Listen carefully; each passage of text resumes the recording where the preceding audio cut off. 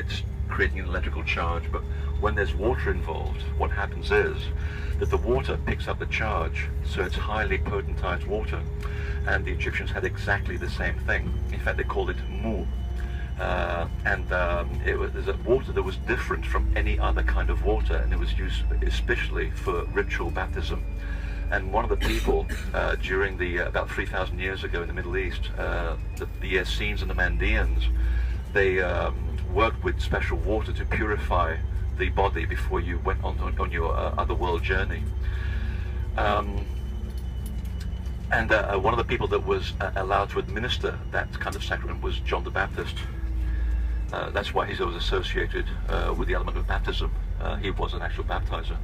But the interesting thing about the water is that not only does it also not just purify your body because you're diving in a pool which is electrified, but also you're also an electromagnetic being, so it's also charging you. But here's where it gets very interesting. I came across a legend, and I believe it's in Chichen Itza, the story of Queen Moo. Yeah.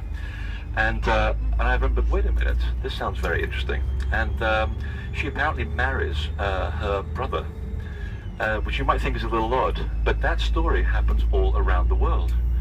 And it turns out that her brother then is assassinated or goes away under very mysterious circumstances, depending on which part of the story you believe.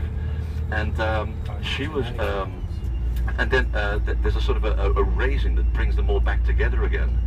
And I thought, this is kind of interesting because she is always associated with the image of a bird.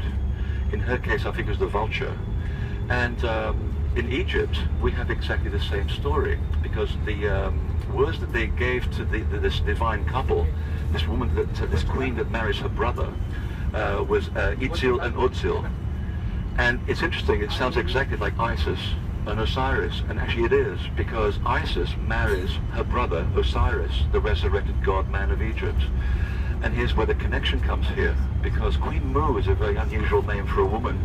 Well, Moo is also the name of the spiritualized water that was used in Egypt for the baptismal ceremony when you enter the other world. So you have two places on the opposite side of the world sharing the same myth, same story, and the same process. Isn't that cool? Yes.